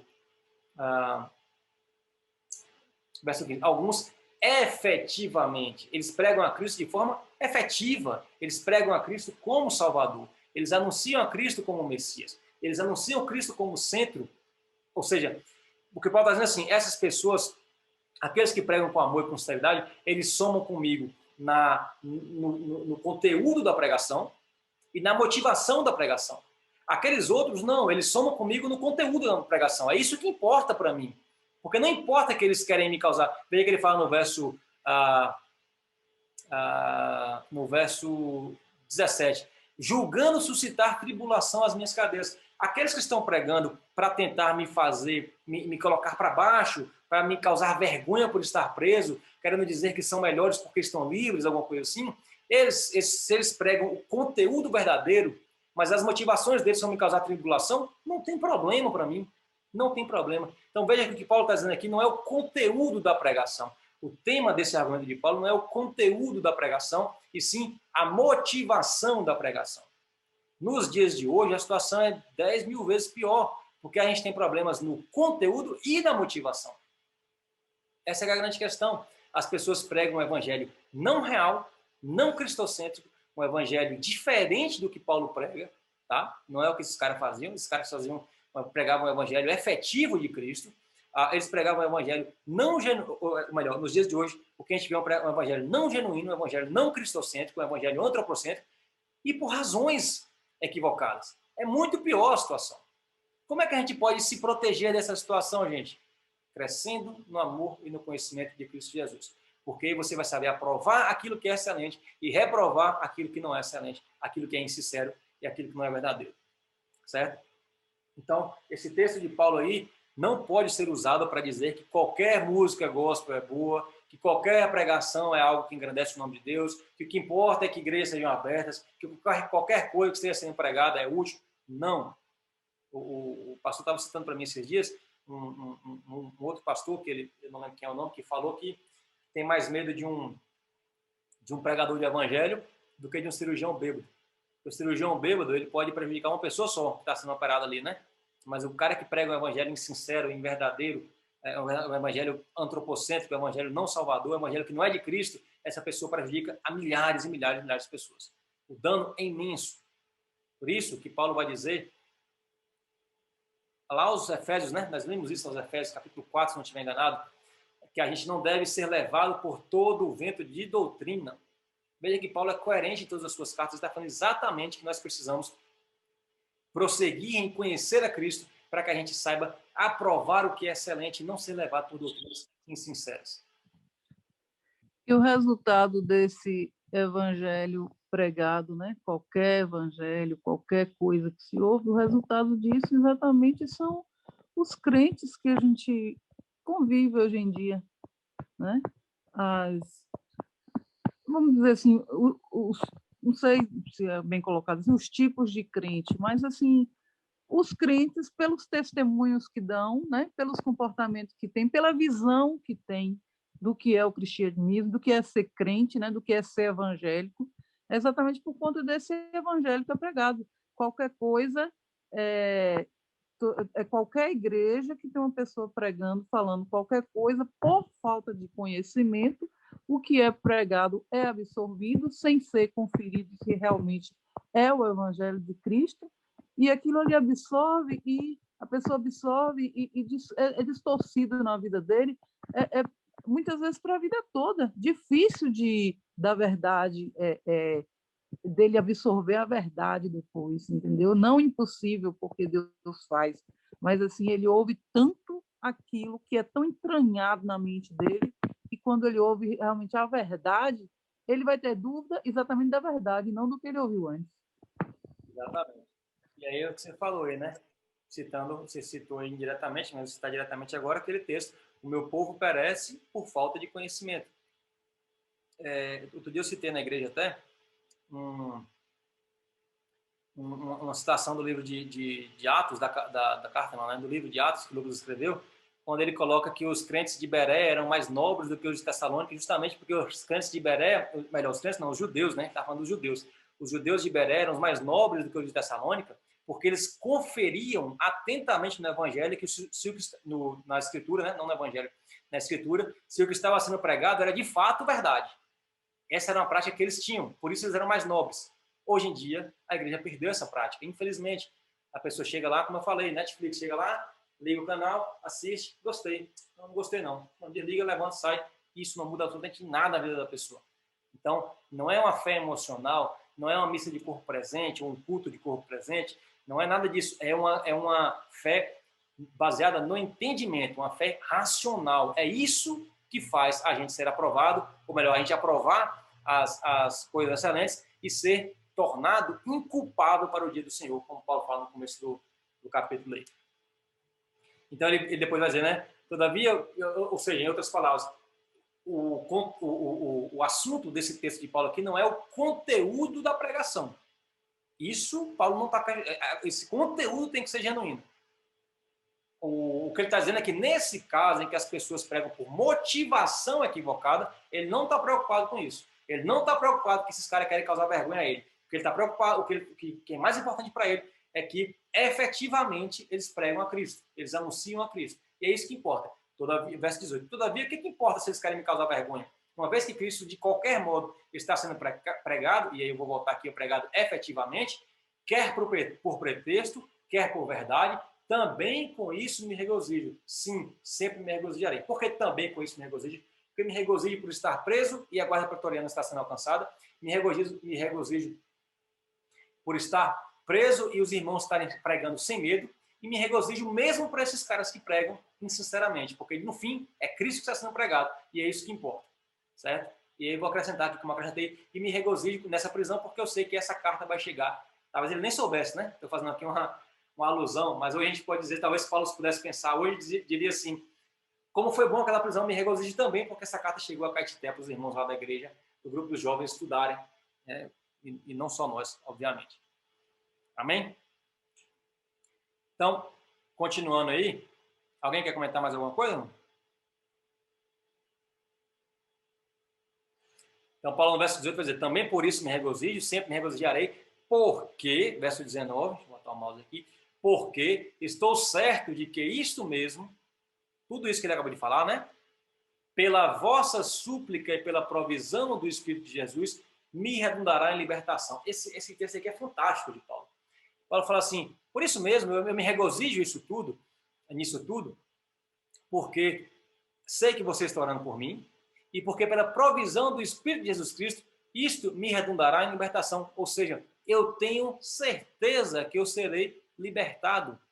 Eu não estou preocupado se isso está me causando vergonha, eu não estou preocupado se isso está me causando a exposição, se eles querem diminuir meu nome, não importa, o que importa é que o nome de Cristo aumente. E eu não me preocupo com isso, por quê? Porque eu tenho certeza que isso me redundará em libertação. E aí, se você ler esse texto aqui, você vai assim, isso é que é fé, porque Paulo tinha certeza que ele seria libertado dessa prisão, que Paulo tinha certeza que ele não ia ficar preso, porque isso com certeza vai me redundar em libertação. Mas eu falo já sobre isso, porque o tempo está acabando, eu vou interromper aqui e já volto aí para a gente continuar. Então, como eu estava falando, né? Verso 9, ele vai dizer assim, porque eu me regozijo nisso tudo, porque estou certo de que isso mesmo, tudo que eu estou falando aqui, pela vossa súplica e pela provisão do Espírito Santo, me redundará em libertação. Então, como eu estava dizendo, a gente lê e vai dizer assim, rapaz, isso é que é fé. Isso é que é fé. Paulo está dizendo assim, eu tenho certeza que eu serei libertado. Eu tenho certeza, eu só estou fazendo isso aí porque eu sei que eu não vou ficar nessa cadeia, que eu vou ser libertado. Mas não foi isso que Paulo disse. Presta atenção. Estou certo que isso me redundará em libertação, segundo a minha ardente expectativa e esperança de que em nada serei envergonhado. Ou seja, lembra que ele fala lá que os caras que pregam insinceramente julgam suscitar tribulação às suas cadeias, ou julgam suscitar vergonhas, né, às suas cadeias. Mas eu estou certo que tudo isso me renderá libertação, segundo a minha ardente expectativa e esperança de que em nada serei envergonhado, antes, ou seja, antes de ser envergonhado, o mais importante, ouvindo em lugar principal, superior à vergonha, com toda a ousadia, como sempre, também agora será Cristo engrandecido no meu corpo, quer pela vida, quer pela morte. Ou seja, o que Paulo está dizendo aqui não é assim, eu tenho certeza que eu serei libertado dessa cadeia e vou voltar para a minha liberdade de rua, não. O que ele quer dizer é que isso, de qualquer forma, me redundará em liberdade, quer que eu permaneça preso, quer eu seja solto ou quer eu morra. Não importa, isso para mim não será vergonha, porque em tudo, quer na vida, quer na morte, o meu corpo engrandecerá a Cristo. Isso sim é fé. Isso é que é a fé cristã que a Bíblia nos ensina. Não é achar que tem que ser como eu acho que vai acontecer. Não é ter certeza que não, meu pedido é que eu seja libertado e eu tenho fé que isso vai acontecer. Isso é que é fé, porque eu tenho certeza que vai acontecer o que eu quero. Não, não é isso que é fé. Fé é Paulo dizer assim, eu não entendo, não sei como é que vai ser, eu não sei o que vai acontecer, mas eu não tenho dúvida que como quer que seja, morrendo ou vivendo, o meu corpo engrandecerá a Cristo. E este é o propósito número 1 que se cumprirá. E Paulo diz, se ele for solto da cadeia, ele vai ser livre para pregar o evangelho. E se ele morrer, aí é que ele vai ser livre mesmo, que ele vai estar com Cristo. Ele vai estar com Cristo. Ele vai explicar isso um pouco mais na frente. Veja como ele fala que ele apresenta a fé genuína e verdadeira, não como o que você quer vai se cumprir, mas que você entender que o que Cristo, o que Deus quer e Cristo efetua na sua vida, isso é o melhor. E isto necessariamente redundará para você em libertação. Como é que eu vou entender tudo isso que Paulo está ensinando sobre ele, sobre você aprender a viver na tribulação, sobre você encarar a sua tribulação, a sua dificuldade, crendo que no fim tudo isso glorificará a Cristo? Se você só posso entender isso quando Paulo me mostra no começo do capítulo a certeza que ele tem que tudo isso faz parte da obra que Deus começou, que Deus está completando e completará até o dia de Cristo. Só assim eu posso entender que todas as situações que eu estou vivendo, essas dificuldades que aparentemente para este mundo me causam vergonha, me causam exposição, me causam constrangimento, me causam tribulação, tudo isso, no fim, redundará em libertação, pois o meu corpo, quer na vida ou quer na morte, engrandecerá a Cristo. Veja que explicação convincente de Paulo. Veja como a gente encarando com isso, a gente se depara com os nossos problemas, não são nem um pouco parecidos com o que Paulo enfrentou. E veja que diante de tudo isso, Paulo diz assim, eu me regozijo na minha prisão, eu me alegro na minha prisão, eu me alegro na minha tribulação, porque eu sei que no fim isso redundará para mim libertação e para Cristo e para Deus glória. Veja como Paulo nos ensina com essa passagem, com esse texto. Deixa eu anotar mais alguma coisa aqui para falar sobre isso. Então, ou seja, segundo a minha ardente expectativa, e veja que essa expectativa de Paulo é uma expectativa ardente, o coração dele está inflamado por ver o cumprimento do propósito de Deus. O coração dele se inflama em ver o cumprimento do propósito, né, de Deus. E isso em nenhum aspecto, em nada, absolutamente nada, causa vergonha para ele. As pessoas podem até achar que você está passando por situação difícil e que isso te causa vergonha. Ou talvez, em algum momento, você possa até se sentir envergonhado perante os homens. Mas quando você depara isso no contexto mais amplo, do que Deus tem preparado para você, da obra que ele começou e que ele está terminando em você até o dia do Senhor, quando você considera o contexto amplo de tudo isso, em nada você será envergonhado. Nada do que você tem passado é motivo para você ter vergonha, porque tudo isso é propósito de Deus. Ele tem o controle sobre todas as coisas e, no fim, redundará em liberdade para você e o seu corpo, quer na vida, quer na morte, engrandecerá a Cristo. E aí ele traz essa palavra, esse verso, talvez um dos versos mais bonitos e intensos da Bíblia, que ele diz: porquanto para mim o viver é Cristo e morrer é lucro. Veja que intensidade que há nesse texto. A razão de viver, a razão de existir é Cristo. Se a razão de existir é Cristo, eu vou me alegrar na fé e na perseverança da fé dos filipenses. Eu vou me alegrar nisso. Esta é a razão da minha alegria. Se a razão de viver é Cristo, eu vou me alegrar na minha prisão, que engrandece é Cristo. Eu vou me alegrar na tribulação, que engrandece é Cristo e que me faz ser, me ensina a aprovar as coisas que vêm de Cristo, que me ensina o que eu devo aprender de Cristo. Se viver para mim é Cristo, essas coisas não me causam tristeza, mas o meu relacionamento com Ele, que é aperfeiçoado por tudo que Ele faz, em virtude de Ele estar completando em minha obra que Ele começou, isso para mim é regozijo, é alegria, tribulação. Isto para mim é a vida, diz Paulo. E o morrer, Paulo? O morrer é lucro. E aqui, meu irmão, vale uma reflexão. O que é a morte para você? O que é a morte? O que tem sido a morte para os cristãos ultimamente? Para os que não são cristãos ou para os que não têm esperança, eu nem digo nada, mas para aqueles que se dizem cristãos, o que é a morte? O que significa a morte para você? Será que a morte do cristão tem razão de causar tanto desespero como nós temos visto causar? Será que as pessoas cristãs têm razão de ter tanto medo de morrer como a gente tem visto? Será que as pessoas amam tanto esse mundo a ponto de temer perdê-lo, colocando ele acima do que aquilo que virá com a sua morte? E Paulo vai dizer que não. Para mim, o viver é Cristo e o morrer é lucro. Eu não tenho medo de morrer, porque morrer significa conhecer de perto Cristo, estar com Ele. É o fim dessa jornada.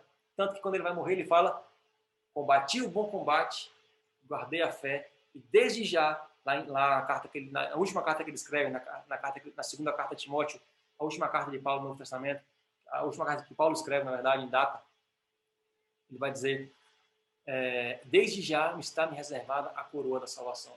Isso é o lucro da morte. Ele não tinha medo de morrer, por isso ele enfrentava destemidamente todos os seus inimigos, que não eram inimigos dele, na verdade, eram inimigos de Cristo, e por isso ele enfrentava.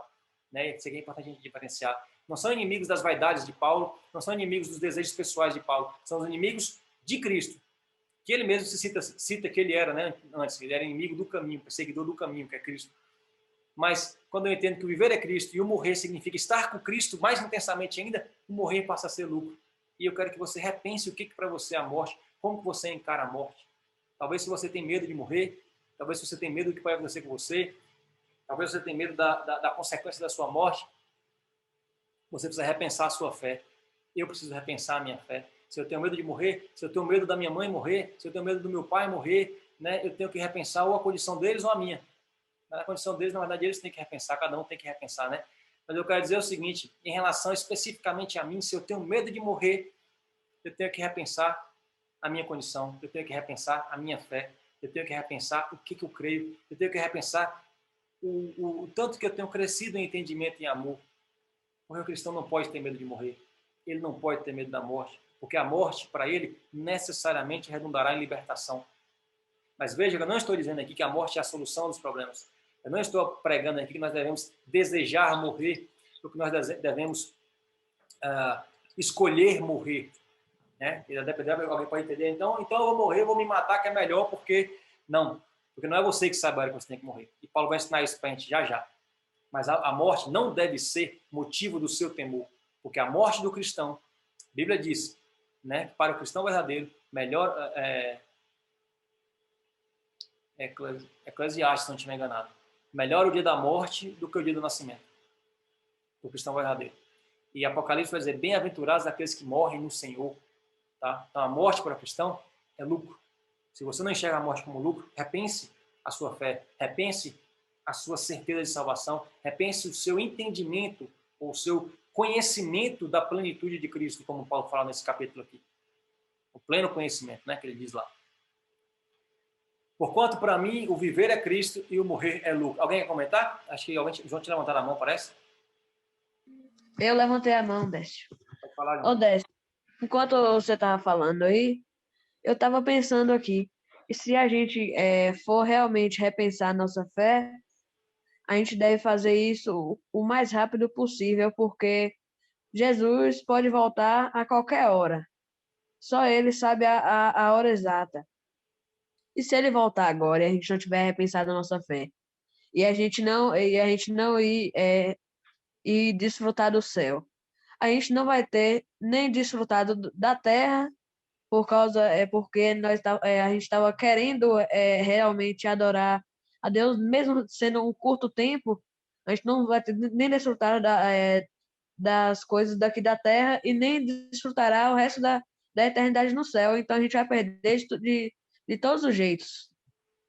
Exatamente. O repensar da fé é uma atitude diária, faz parte daquilo que nós falamos antes, da construção da vida do cristão, do aperfeiçoamento do cristão, do completar da obra de Deus. E é por isso, jovens, que vocês estão aqui ouvindo essa palavra.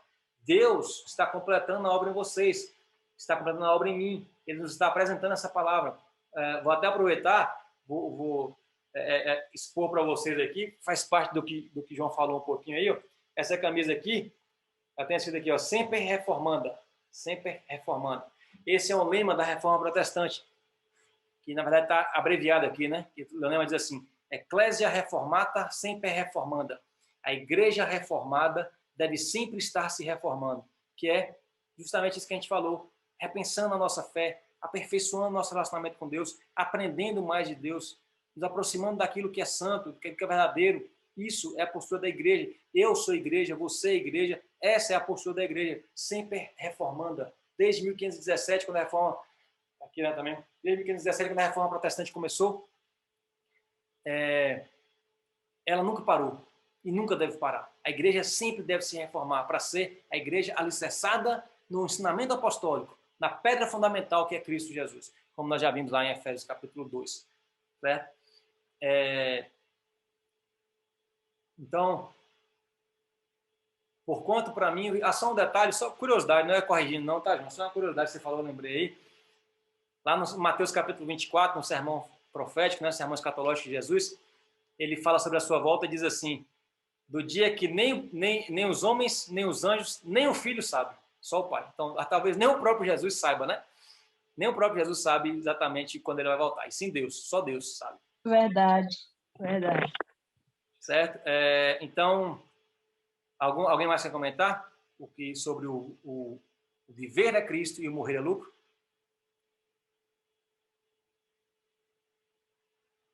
Então, tranquilo. Vamos lá continuar então. Cadê? Estava no verso 21. Porquanto para mim o viver é Cristo e o morrer é lucro. Verso 22. Entretanto, veja que eu falei com vocês, né? Eu não estou fazendo uma apologia que você deve escolher morrer agora. Porque Paulo vai dizer, não foi isso que ele fez. Porquanto para mim o viver é Cristo e o morrer é lucro. Morrer para mim seria bom, seria excelente. Aí ele vai dizer, verso 22. Entretanto, porém, todavia, mas se o viver na carne traz fruto para o meu trabalho, já não sei o que escolher. Ou seja, se Deus me mantém vivo, porque eu ainda tenho um propósito de existir nessa vida, ainda tenho alguma função, a minha carne neste plano ainda tem função de existir, não sei mais o que escolher. Se eu não sei mais o que escolher, o que Paulo está dizendo assim? Se eu fosse para escolher, eu até tinha vontade de escolher morrer, porque morrer para mim é lucro. Mas se a minha função para Deus nesta vida ainda existe como carne, eu não sei o que escolher. Verso 23. Ora, de um outro lado, estou constrangido, tendo o desejo de partir e estar com Cristo, o que é incomparavelmente melhor. E aí eu pergunto mais uma vez, você cristão, o que é a morte para você? Como você encara a morte? Por que nós temos tanto medo de morrer? Se a morte do cristão é algo incomparavelmente melhor. Mas você Entretanto, se a sua carne, viver na sua carne, ainda traz fruto para o seu trabalho, e trabalho aqui, Paulo disse lá no começo, né, que seria crescimento do evangelho, porque ele é escravo de Cristo, ele é servo de Cristo, se me viver nessa carne ainda traz fruto do meu trabalho, não sou eu que defino a hora que eu morro. Eu já não sei mais escolher. Eu até queria, verso 23. Ora, de um outro lado, estou constrangido, tendo o desejo de partir e estar com Cristo, o que é incomparavelmente melhor. Mas, por vossa causa, filipenses, é necessário permanecer na carne. Paulo diz assim, por que eu não vou morrer? Porque eu sei que eu ainda tenho função neste mundo. Eu sei que eu ainda tenho como pregar para vocês. E ele vai dizer daqui a pouco aqui, ó. E convencido disto, estou certo de que ficarei e permanecerei com todos vós, para o vosso progresso e gozo da fé, a fim de que aumente, quanto a mim, o motivo de vos gloriardes em Cristo Jesus pela minha presença de novo convosco. Então Paulo fala assim, por querer, eu até queria morrer. Porque eu sei que é incomparavelmente melhor, porque eu sei que estar com Cristo é lucro. Até porque eu estava vivendo. Exatamente. O morrer resolveria todos os problemas de Paulo ali naquele contexto, mas ele não tem conhecimento de todas as coisas. E não é ele que escolhe a hora de morrer. Não é ele que define a hora de morrer. Com esse entendimento aí, talvez você pense, Paulo tinha todos os motivos para se matar, mas ele não fez isso. Por quê? Porque ele entende que o propósito é de Cristo. O viver é Cristo. E o morrer será definido por ele também, por Cristo. Enquanto ele estiver vivo, a Eclesiastes vai dizer, faça o que tiveres que fazer com toda a força do seu braço. Ou seja, com todo o empenho, com toda a dedicação que você tiver que fazer enquanto tiver vida. Porque o dia que o Senhor escolher, Ele te dará esse lucro, Ele te dará esse fim, Ele te dará a morte. Mas é Ele que escolhe. Então, portanto, por mais que você veja essa vida atribulada, por mais que você tenha certeza da sua salvação, jamais você pode escolher a hora de morrer. Porque é Cristo que sabe o propósito, o tempo que Ele tem, qual é o trabalho que Ele tem para a sua carne. Tá? Então, que fique claro que Paulo não está fazendo uma apologia ao suicídio, como algumas pessoas podem dizer. Paulo está dizendo que ele entende que a morte para ele redunda em libertação, que ele entende que a morte para ele é lucro, porque é estar com Cristo. Porém, ele nega ao seu próprio desejo, para atender o desejo de Cristo, de que ele ainda seja útil nessa terra.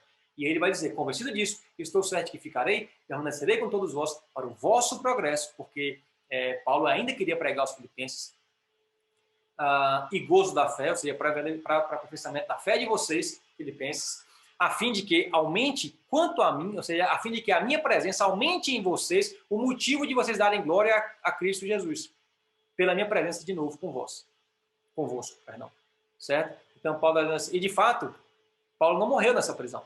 Paulo foi libertado dessa prisão. Essa foi a primeira prisão de Paulo em Roma.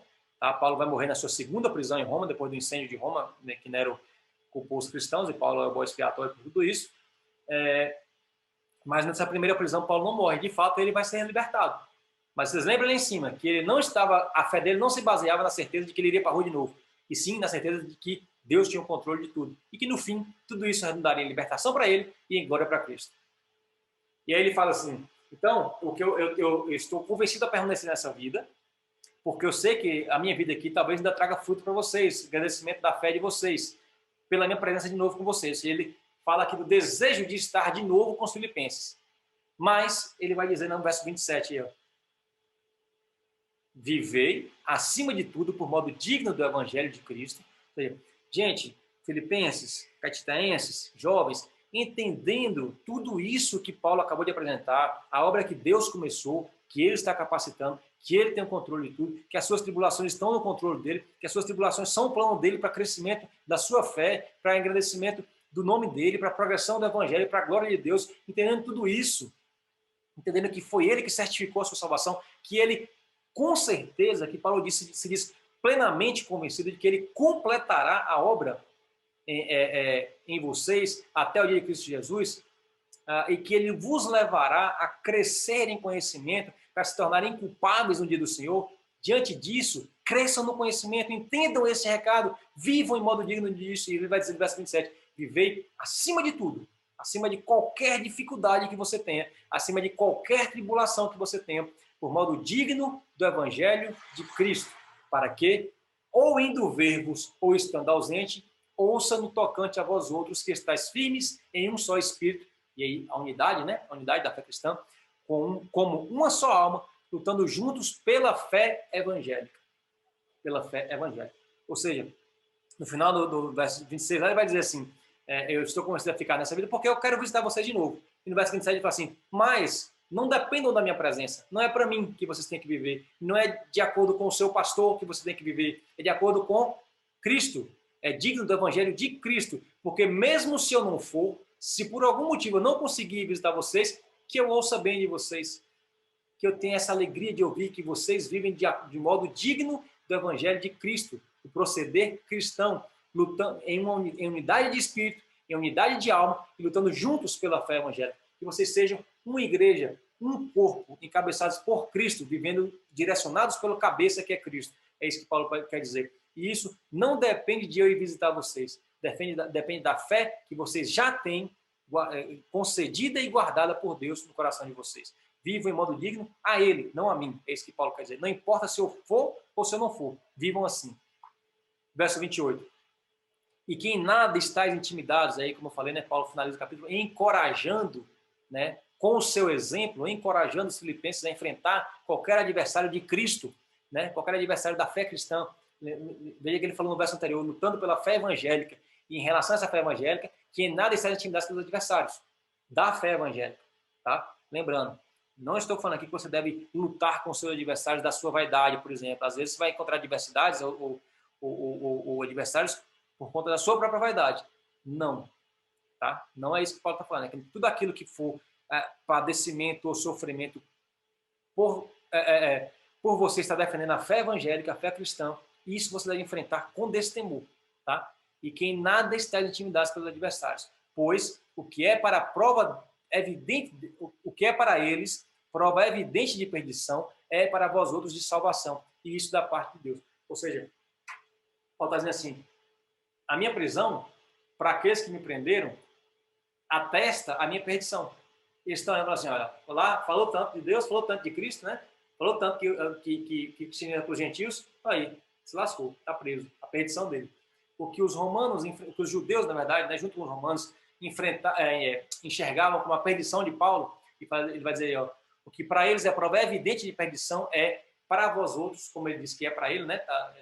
Para vós outros de salvação, e isso da parte de Deus. É a mesma coisa que ele disse antes. Isto, que para eles aí parece a minha prisão, para mim, que para alguns parecerá a minha vergonha, para mim, estou convencido de que redundará em libertação. E o meu corpo, quer vivo, quer morto, engrandecerá o nome do Senhor Jesus Cristo. É isso que, dessa forma, dando o seu exemplo, Paulo nos encoraja a seguir nossa fé cristã, não sendo intimidados pelos inimigos da fé evangélica, mas sim não tendo medo das tribulações, não tendo medo das perseguições e, acima de todas essas coisas, vivendo de modo digno do evangelho de Cristo. E essa salvação, né, não é por conta dos seus méritos, não é por conta do que você está fazendo, e sim a salvação da parte de Deus, certo? A salvação é Deus que te concede. É porque Deus te concedeu salvação que você deve viver de modo digno, certo? O seu modo de viver é consequência da salvação que Ele te deu, porque não foi você que começou a obra para Ele completar. Ele começou a obra e Ele completará a obra em você. Verso 29. Pois foi concedido. Aí a parte mais pesada, né, de a gente entender sobre o sofrimento aí. Porque vos foi concedida a graça de padecerdes por Cristo, e não somente de crerdes nele. Pois tendes o mesmo combate que vistes em mim, e ainda agora ouvis que é o meu. Paulo quer dizer assim, isso que eu estou enfrentando sirva de exemplo para vocês, filipenses, e sirva de exemplo para vocês, caetitenses. Vocês não foram convocados para somente crer. Vocês são corpo de Cristo, assim como Paulo, você é membro do corpo de Cristo, igualmente a Paulo era membro do corpo de Cristo. Com dons diferentes, com funções diferentes, mas nós todos somos membros do mesmo corpo. Nós vimos lá em Efésios que o corpo, para que ele cresça, ele deve estar todas as juntas, bem ajustadas uma com a outra. Então você não foi convocado só para crer, para sentar na cadeira, ouvir e dizer que crê. Você é parte desse trabalho.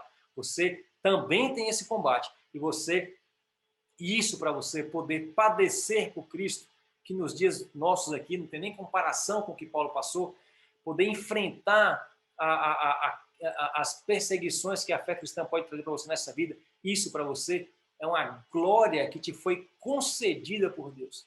Nem todos têm esta graça. Eu falei glória, nessa graça. Nem todos têm essa graça. Nem todos têm o privilégio de sofrer por Cristo. Como assim sofrer é privilégio? Porque, vou voltar ao que Paulo falou em Romanos 8. Se vocês sofrerem, participarem com Cristo do seu sofrimento, também participarão com ele da sua glória.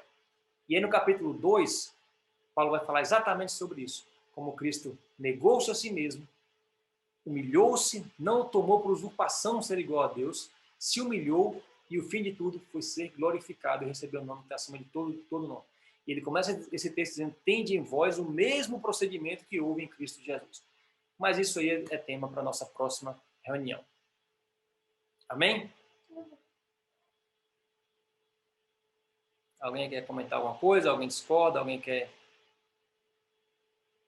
debater?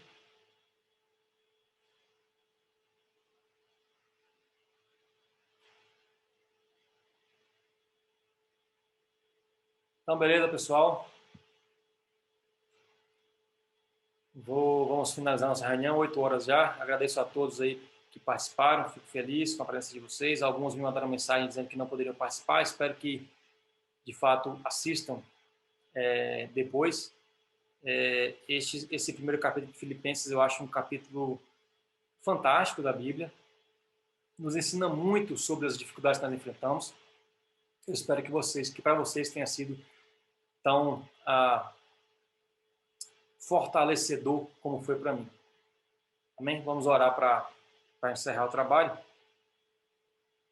E vamos orar.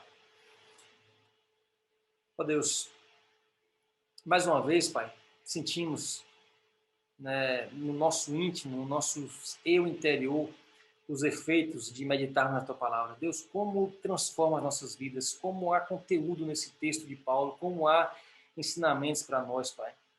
Senhor, como vemos que somos, às vezes, movidos por razões diferentes, como vemos que, às vezes,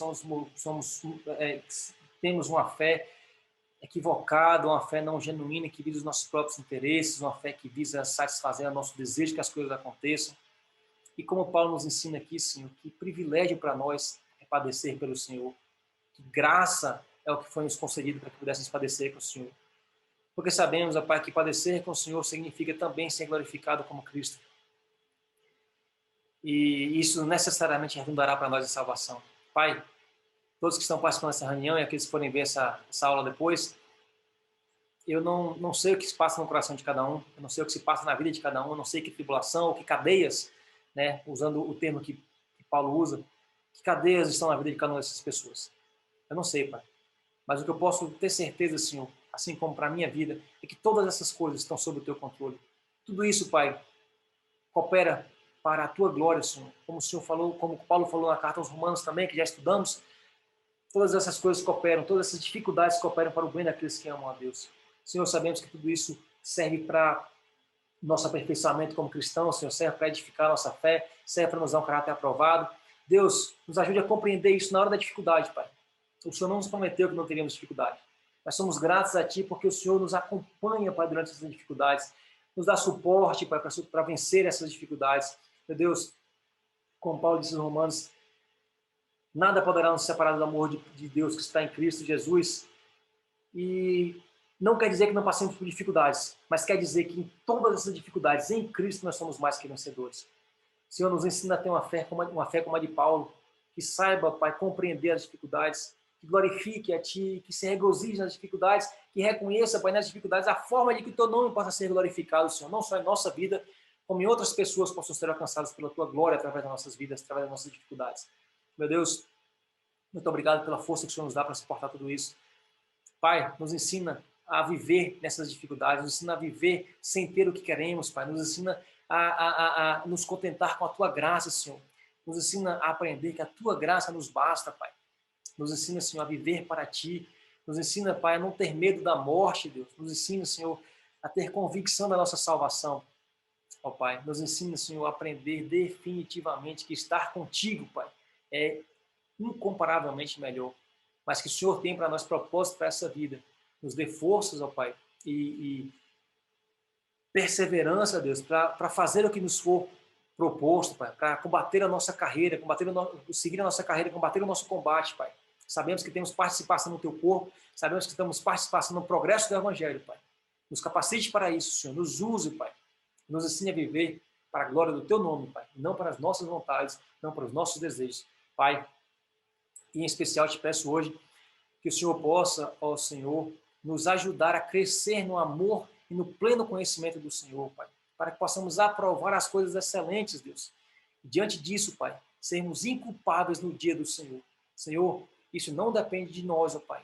Mas o Senhor, no Teu Espírito, neste momento, fala ao nosso coração, Pai, nos convencendo que precisamos prosseguir em Te conhecer, Senhor.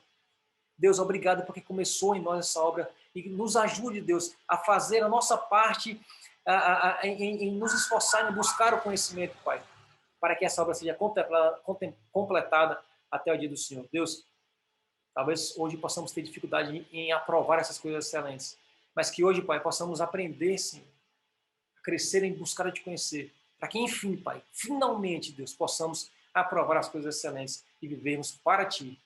Que possamos dizer como Paulo, para nós, viver é Cristo e morrer é lucro. É o que te pedimos e te agradecemos. Em nome de Jesus. Amém.